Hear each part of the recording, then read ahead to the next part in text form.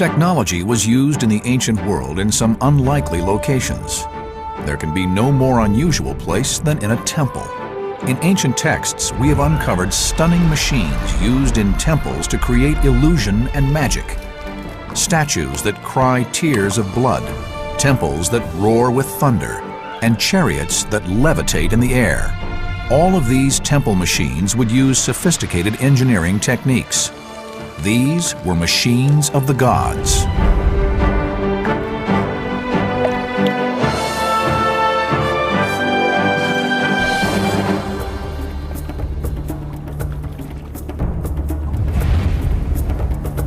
Today, we are accustomed to the magnificence of the temples of the ancients and the gods that inhabited them. But it is only recently that the engineering marvels of the temple and its religious ceremonies are becoming known.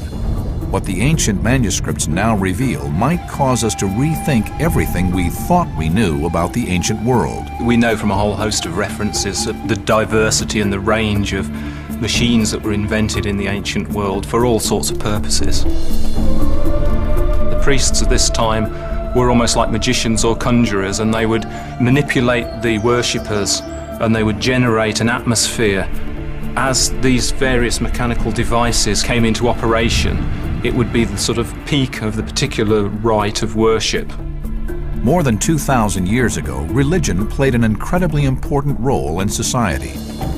Crowds flocked to their local temples, but not for spiritual comfort. The temples were places to go and be scared, and the priests were there to scare, to invoke a sense of awe, to play upon the hairs on the back of your neck. And to make sure the followers of a god were suitably awestruck, the priests made use of the most complex technical tricks that the greatest minds of the ancient world could devise. One of those minds was Heron of Alexandria, who would devise an amazing array of intricate and elaborate machines. Heron of Alexandria wrote many books. One of his most famous is the Pneumatica. And pneumatics is all about the way in which air and gas can be used to move objects that were designed to surprise and give the impression of magic to the temple goer. Only now are we beginning to understand the complex engineering systems Heron used. One really good example of Heron of Alexandria's work is the horse with a knife in its throat drinking while it's watched by a cherub-type being. It was one of the most famous and celebrated machines and was known as number 78. It was an altar piece used by the priests to show the worshippers that the gods were present. It is so complicated that it's baffled engineers and scientists even today. But basically, as the knife cut through the head of the horse, it interlocked with a series of cogs and gears. You have to imagine the actual head being connected to the body via a pipe, but this was a telescopic pipe. And as the knife cut through the head, it moved parts of the pipe apart. And when it passed through, it moved more gears, which moved the two parts of the pipe back together again. The horse would also appear to magically drink from the priest's hand. The cherub looks at the horse angrily and it does nothing. And then when the cherub is turned around by a person, the horse begins to drink. Underneath the cherub, there's a long tube, and that long tube has a hole in it. And there's another tube on top of that. So when you turn the cherub around, it exposes the hole, and water pours out through the cherub and down into a vat underneath. And the force of that water sucks air out of the horse's mouth and drags the water out of the cup, and it looks as if it's drinking. Heron's machine would be placed on the altar by the priest. By using its complex technology, the automated machine would create a powerful and awe-inspiring illusion that the gods had acted, that they had performed the impossible. We shouldn't really be surprised at the presence of magic or technical trickery within religious context. These temples are powerful and wealthy institutions. The priests wish to maintain their position, and anything that will maintain or preferably enhance their position is something they'll go for.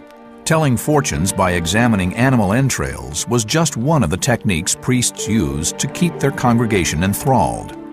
Others, though less macabre, often showed amazing scientific and technical virtuosity. but secrets of such techniques were jealously guarded. Inside an ordinary temple, you have a separate area, the sanctuary. This is only visible to the worshippers through a single doorway. They're looking into a darkened inner sanctum. That inner sanctum is the perfect space for creating magical illusions. Temples are deliberately kept dark. Temples are there to enhance the sense of mystery because it makes you easier to persuade. It makes the message easier to get across to you. In the 1st century of the Common Era, building on the early works of Ctesibius and Philon, Heron wrote a large number of works on mechanics and mathematics. He was equally at home designing mechanisms for solving practical problems and putting the fear of God into the Alexandrian temple-goer. If he was making pieces for the temple, he would definitely be looking for things which were magical and mysterious, and that would affect people in a spiritual kind of way. One of Heron's most famous devices was a beautiful representation of an archer and a dragon. But this amazing device was no ordinary altarpiece. Through advanced hydraulic technology, Heron created an archer that could shoot arrows at a dragon just as the dragon emitted the sound of a roar. This is one of probably the most famous models of Heron of Alexandria. Most of the medieval writers that have translated his treatise seem to have had a fascination with this particular piece. The story is loosely based on the labours of Heracles, who in the guise of an archer is firing an arrow at the dragon laid on to kill him so he can claim the golden apples of the Hesperides. This machine actually uses water pressure to create sound. This is the internal mechanism of the archer piece. The pneumatic section consists of 2 vessels, an upper vessel which contains water and a lower vessel which is sealed.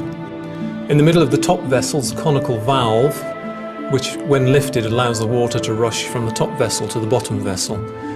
As the level of water rises in the bottom vessel, there's nowhere for the air to go other than through this little pipe here, which then leads through the dragon to its mouth, and the compressed air actually blows the reed in the dragon's mouth, producing the sound. Brilliantly, the actor raising the golden apple triggers both the firing of the archer's arrow and the water-driven mechanism. By using the movement of water through valves, the air which is produced causes the dragon to groan in pain. It was certainly no accident that Heron found a ready market for his inventions in Alexandria. Ever since it was founded by Alexander the Great, Alexandria was a cosmopolitan city, a melting pot of the Eastern Mediterranean. Alexandria was East meets West.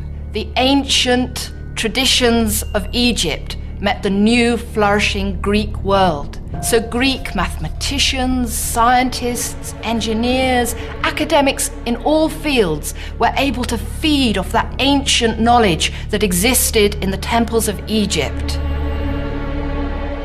It was never considered as being an Egyptian city, because Egyptians, they did not like the Mediterranean Sea. They rather founded their cities on the River Nile.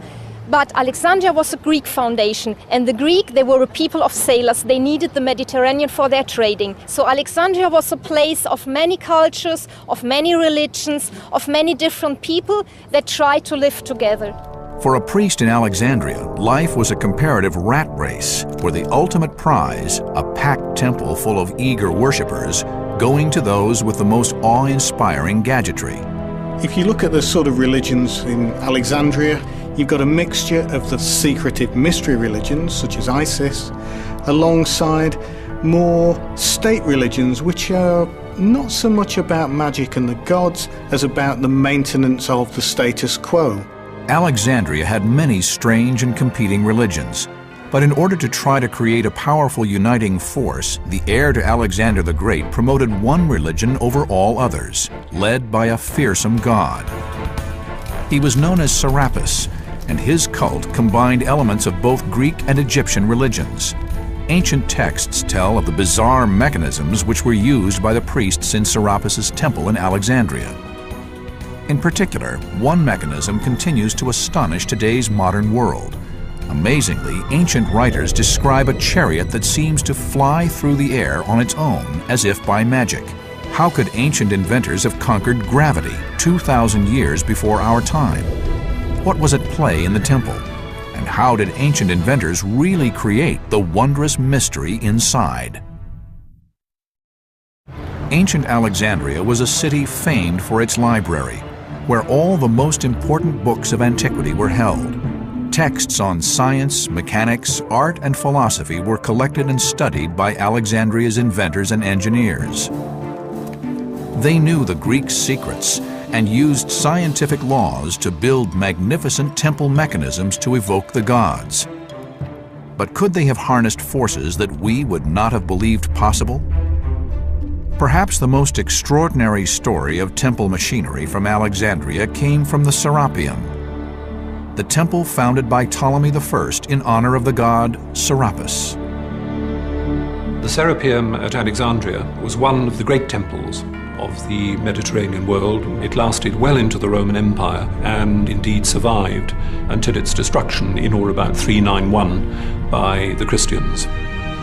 The Temple of Serapis was a place of great spectacle. The Serapeum was the biggest and the most famous temple in antique Alexandria.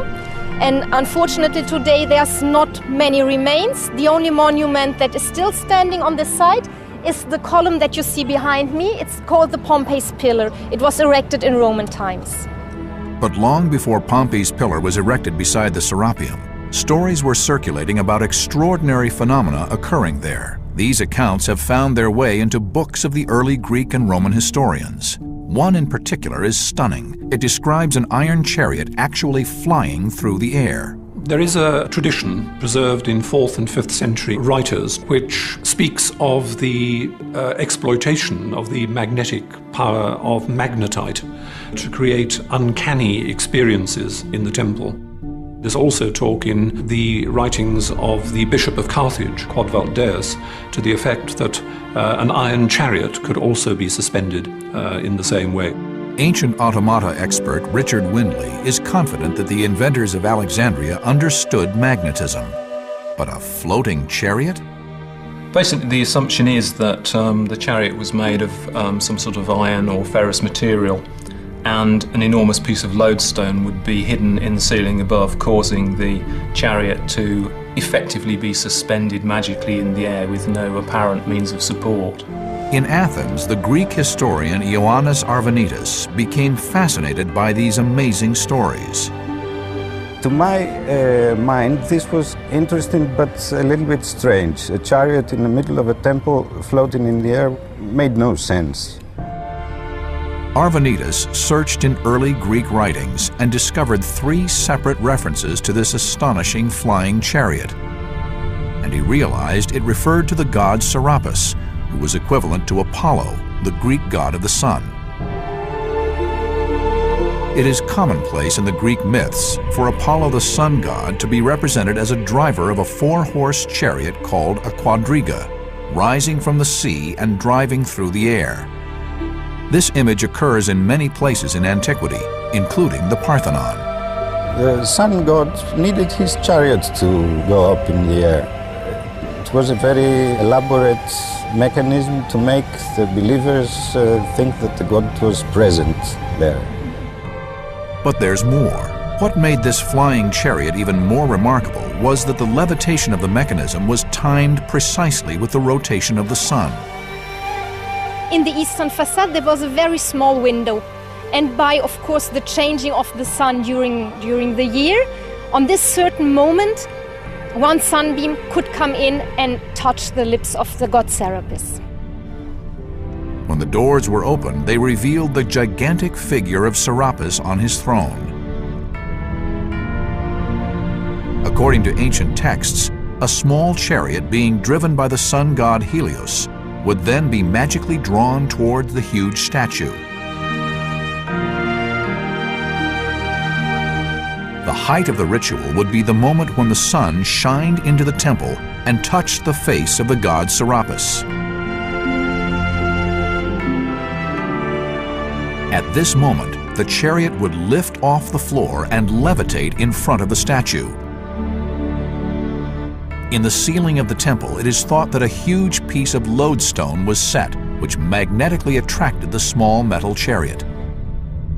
The ancient texts indicate that magnetism was used in the Temple of Serapis, but could it really have worked?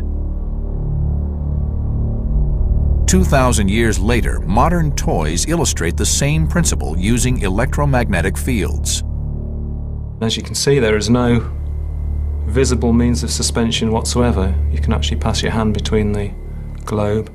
This little globe works according to the same principles as allegedly lifted the chariot of the sun god in the Serapeum. Inside this toy there'll be a microprocessor and an array of what are called Hall effect sensors, which are sensing the magnetic field. And the microprocessor will be balancing that magnetic field several thousand, if not tens or hundreds of thousands of times a second.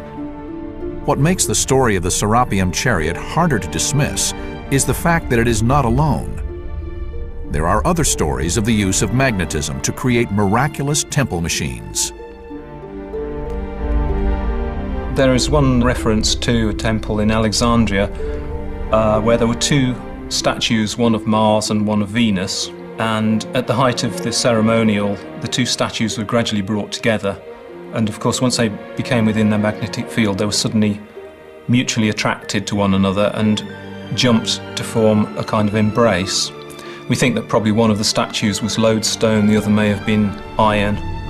The Roman poet Claudian left a fascinating description of this Hieros Gamos, or mystic marriage between Venus and Mars. But could the comparative weak magnetic lodestone possibly cause a life-size chariot to actually rise?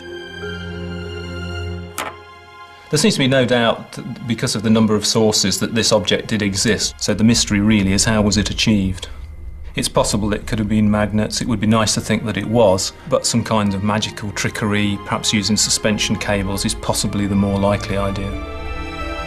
Incredibly, perhaps the ancients did know how to manipulate magnetism, but there were other, more complex machines in the ancient world. Machines that harnessed ancient hydraulics. Across the ancient world, magnificent temples were built in honor of the gods. They were beautifully designed and adorned with statues and pillars, yet even more amazing treasures were to be found inside. An array of weird and wonderful devices would be placed within the temples, each competing to be the most spectacular and allowing the worshippers to communicate with the gods. For the classical period, it was very important to the priests and temples to attract the crowds, and once the crowds were in there, to give them a fabulous show. The master of the machines of the gods was the greatest inventor of the ancient world, Heron of Alexandria. Of the vast number of inventions that Heron designed and documented, many of them were designed for use in temples. Heron would have been paid well by the priests to create increasingly outlandish and shocking inventions. He often used ancient hydraulics, combining heat from fires to generate water, air, and steam pressure. Heron of Alexandria believed in the elasticity of air. He knew the air had substance, it had volume, it was made of particles, and if you pushed it, it would have to go somewhere, and if you sucked it, it would come with you. So these were very important things for him.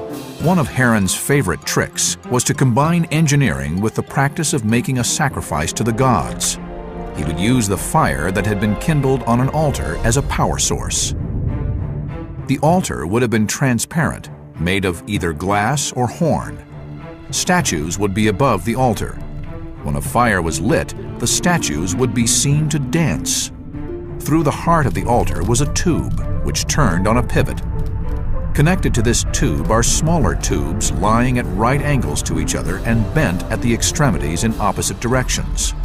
When the sacrifice is kindled, the air growing hot will pass through the tube and will be forced out through the large tube and into the smaller tubes. The air, working like steam power, would create enough force to cause the tube and the dancing figures to revolve.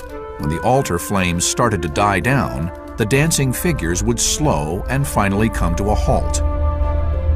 Heron's altar with its moving figures would cause him to become a sensation in the ancient world, and sought out by every priest in Alexandria.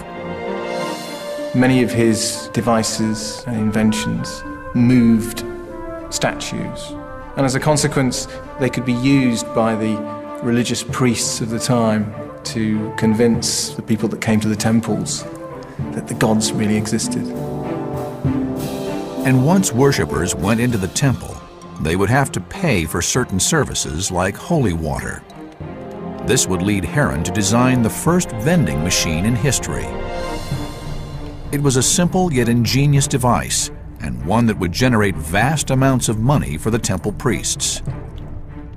A worshipper would place a bronze coin into the machine's slot, and in return would receive a small amount of holy water for the ritual washing of the face and hands before entering the temple.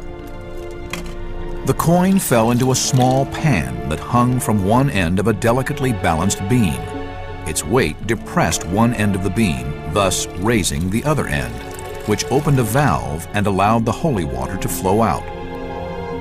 I should have thought that the priests would have leapt at the chance to use such an expert at things mechanical as Heron. The man was clearly a mechanical genius.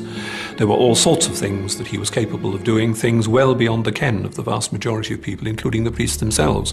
And they simply placed their orders, doubtless paid his fee, and got their reward when the faithful came in and did the ooh-ah bit and gave their donations to the temple.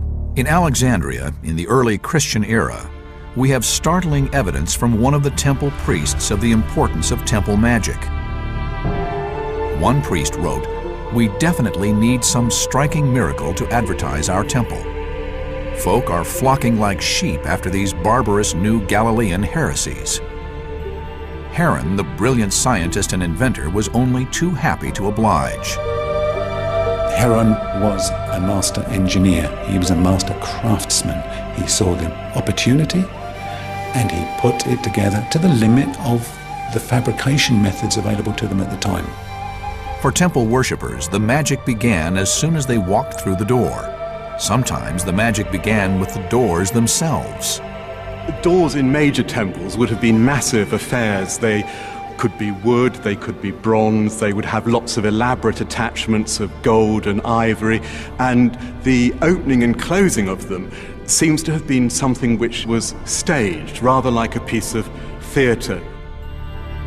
The staging would involve the priests, it could involve choirs who would sing sacred hymns, there would be burning of incense, the lighting of lamps.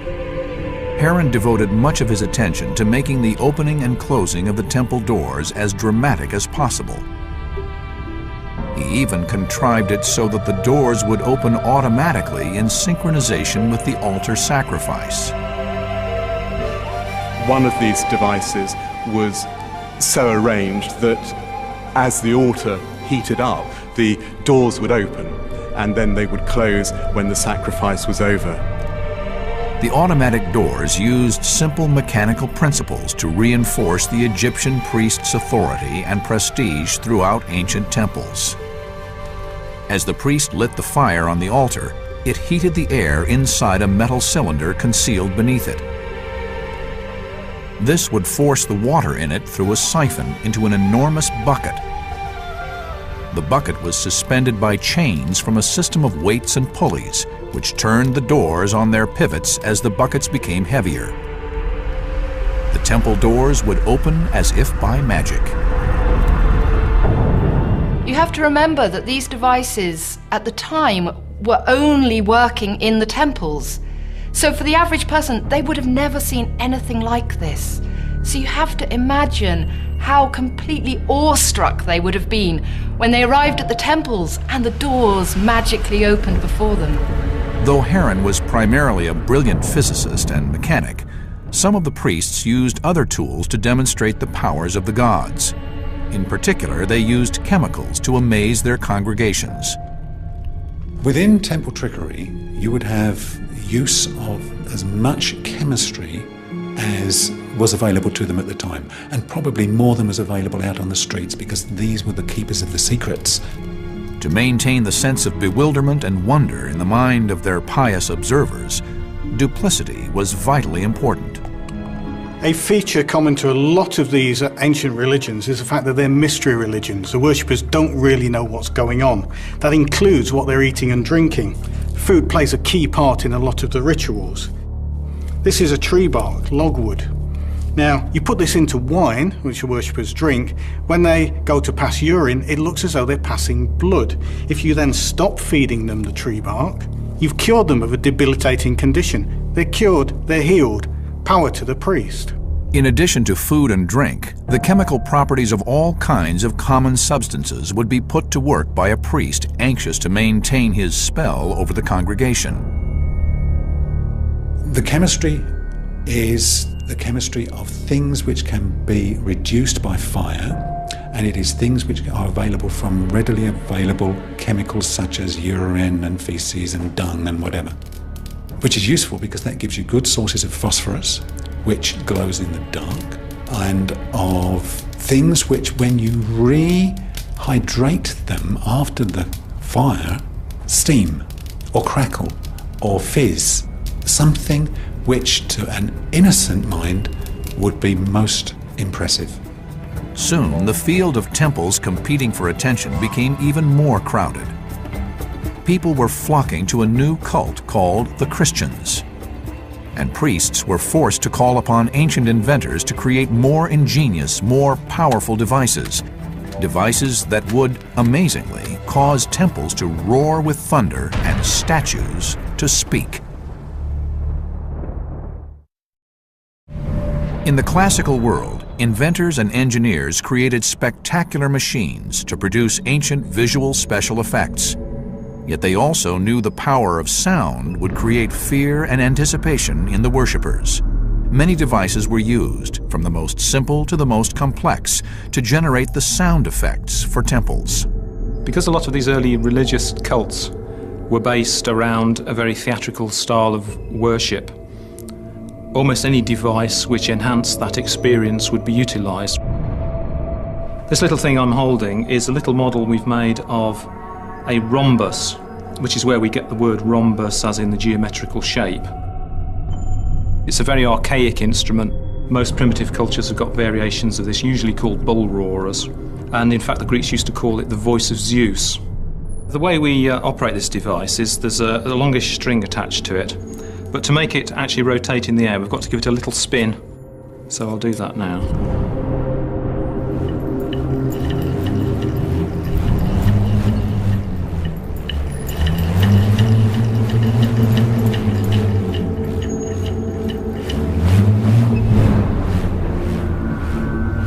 There's very interesting evidence from ancient Egypt for manipulation of the gods, making gods speak, making gods move. But it wasn't until the Greek period and Roman period in Egypt that very interesting devices start to be used that become much more fancy. They would go to the limits of the available physics, certainly the production of sound. It is even believed that some of the sacred treasures from the tomb of Tutankhamun were instruments through which the priests could mimic noises from the gods. There is one very critical ancient historian who reports that the jackal god and the bust of Re Harmachis are both equipped with speaking tubes. The speaking tube here is specifically to allow the temple priest to make noises as though from the mouth of the god. Beside the catacombs below modern Alexandria, fresh evidence has recently been unearthed. On this site, we did not only find the foundations of the antique temples, but we found other structures like for instance, underground passages. And we think that they were used by the priests to climb up into the altars to make some more trickery there, like talking to the people throughout the mouth of the statue. Similar stories have circulated about these two colossal statues at Thebes. Originally, they guarded the approaches to the mortuary temple of the pharaoh Amenhotep III. The temple, one of the largest ever built in Egypt, has long since crumbled into dust or had its stone pillaged for other building projects. But the statues remain, impressive even in their ruinous condition. Well, the statues are fantastic because of their size, obviously. They're over 20 meters high. The Colossi were very famous throughout history, but the Greek and the Romans really put them on the map. They were fascinated by them because Due to an earthquake, one of the statues, the one on the right, actually made a strange whistling noise at certain times of day. A number of theories have been put forward for why what the sound was actually caused by. Some would say it was just the wind actually blowing through the statue. The Greeks were convinced that the god Memnon was actually contacting them, that it was acting as some form of oracle. Hence why the statues ended up with the name, the Colossi of Memnon, and actually were not named after Amenhotep at that point. Incredibly, it is believed that Heron of Alexandria may have collaborated with the priests and inserted such a speaking tube. But there are other examples of moaning statues from antiquity, which also used the power of sound in a mechanical operation.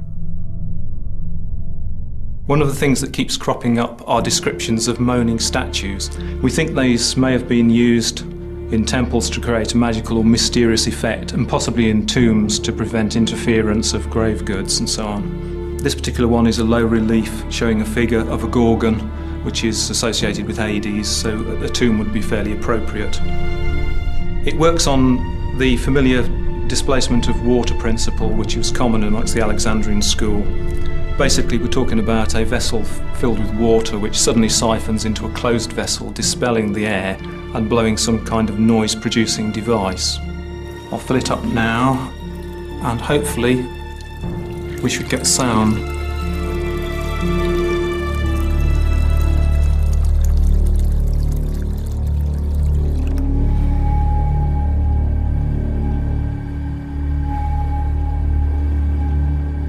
The Greeks were always easily impressed by thunder and lightning, and it was believed that thunder accompanied the presence of the gods, especially Zeus.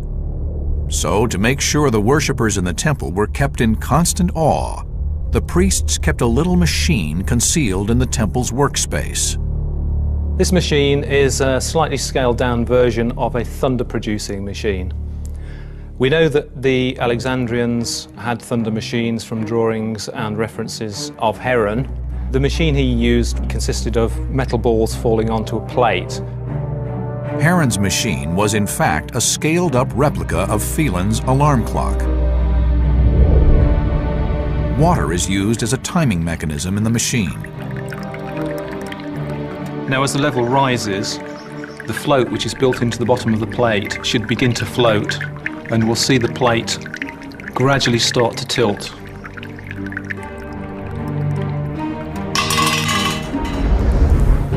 If this machine was sited in the proper position, which would be above the worshippers, perhaps in a ceiling void on a suspended floor, the sound, but also the vibration from the machine, would resonate in the cavity below, and it would produce, presumably, fear, panic, a whole host of different reactions.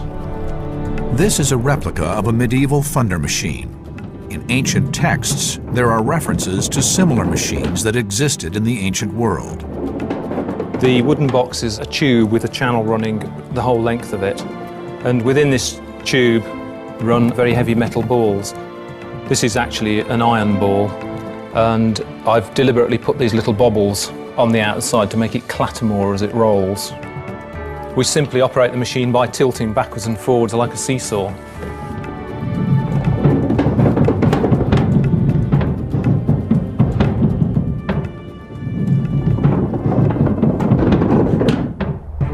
In the ancient world, the hearts and minds of the masses were a battleground.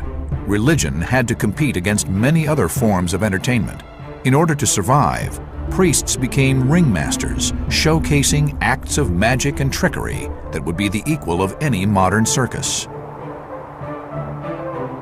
Though the temple machines of Alexandria were extraordinary and awe-inspiring inventions, the scale and richness of the temples themselves were vital elements in drawing in the worshippers. Temples, in fact, had a function very different from today's worship. And the priests made sure that the temples were fit places for the gods to dwell. It's a gateway to the gods. It's a house of the gods. And if you're housing an immortal being, it's got to be impressive. In the classical Greek period, the design of temples became standardized. Examples can be found not only in Greece, but all around the Mediterranean. Ancient Greek temples were put together in a quite particular way. There's an external colonnade, there are triangular gables or pediments at either end. Inside the colonnade, there's a walled building which you entered through a very, very impressive door, and once you were inside, you would find yourself facing one or more divine statues. The most magnificent image of a god that we know from the ancient world was a huge statue of Zeus, the king of the gods, at Olympia. The statue is famous for its extraordinary scale and because it was so lavish. It was covered in golden ivory and set with precious stones. The congregation would have been awestruck as it towered over them.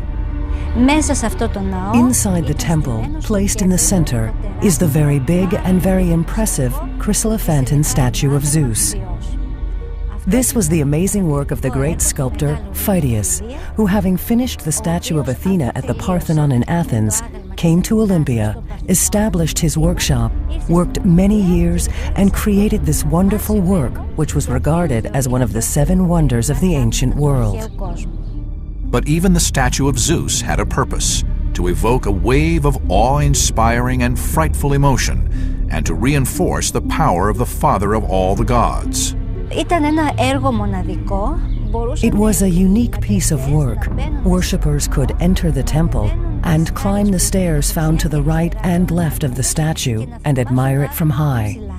The impression, awe, and fear it invoked was unique. All that remains of the Zeus temple which stood at Olympia are the statues which decorated the front entrance. The quality of the carving is a clue to how magnificent the statue of Zeus would have been.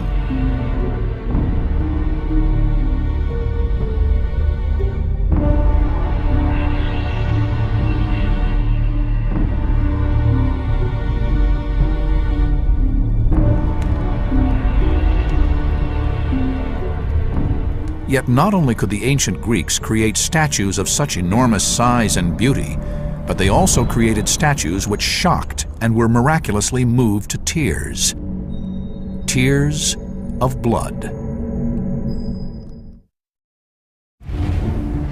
In the ancient world, Heron and the other makers of temple machines were innovators and took full opportunity to extend their expertise.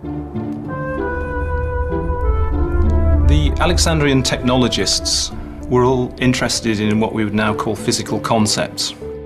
The machine we have here is meant to illustrate one of these, how air, when it is heated, expands and so produces pressure.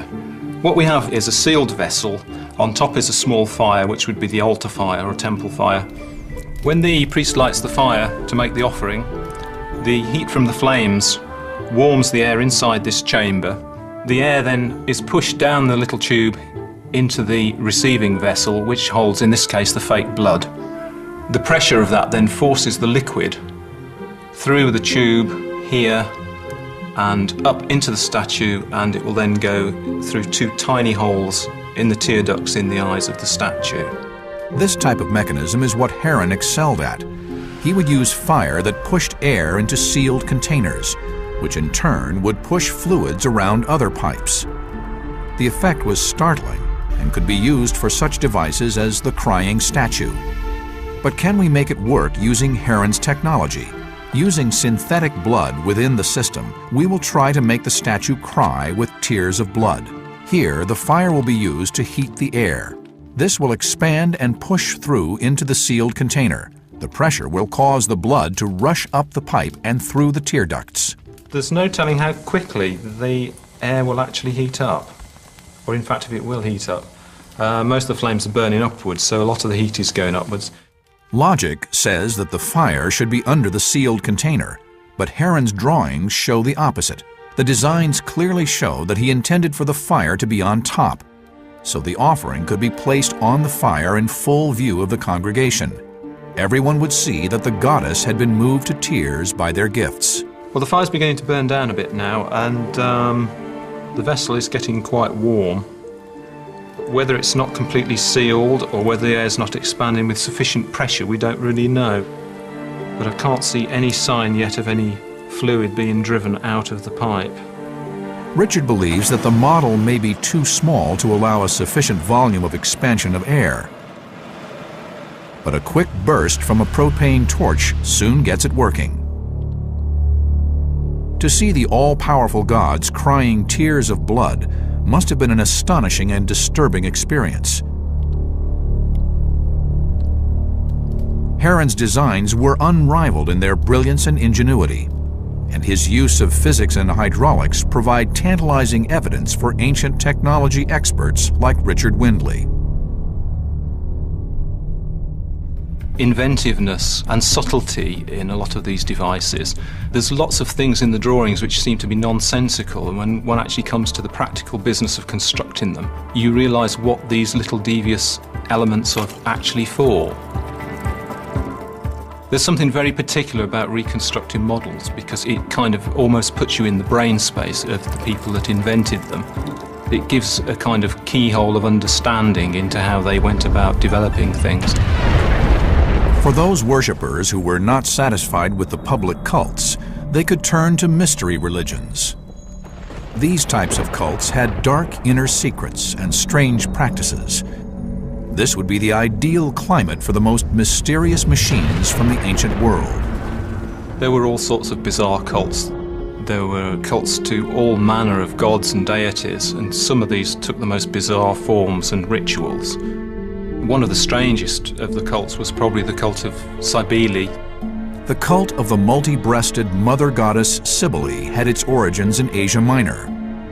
But from the start, the cult of Cybele was associated with mystery, danger, and violence. It didn't help that in around the 9th century BC, when a priest tried to bring the religion to Athens, he was quickly murdered. It's a cult which was given to extremes that were extremely unpalatable. We find, for instance, that one of the things that worshippers do is gash their skins so that they run with blood.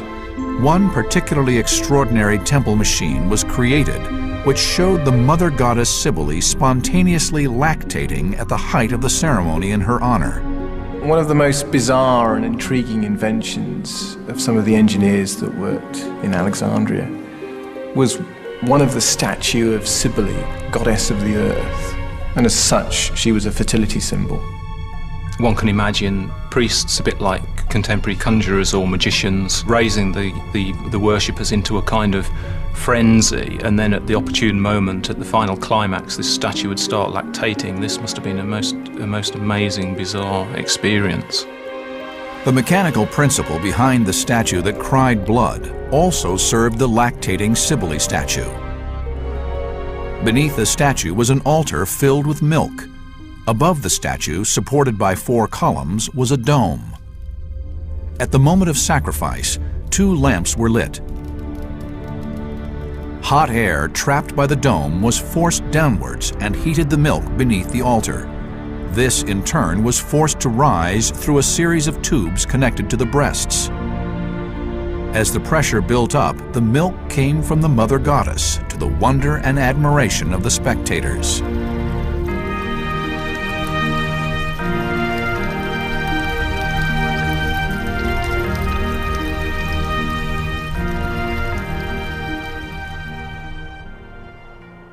For the first time in over 2,000 years, we have seen how the greatest minds of antiquity would create incredibly complex and awe-inspiring temple machines that would strike fear and terror into the ancient world.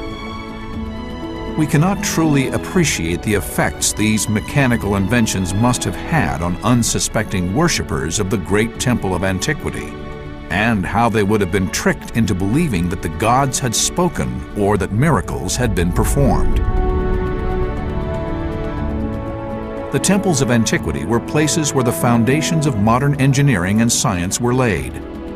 Magnetism, gearing, and the harnessing of air and steam pressure were used to enthrall worshippers and place the temples of the ancient world at the forefront of scientific discovery. These feats of engineering make us take another look at the marvels that were lost to time and rethink our belief that innovation is a modern concept. What more is still to be revealed to us today? What still lies in ancient manuscripts, yet to be discovered?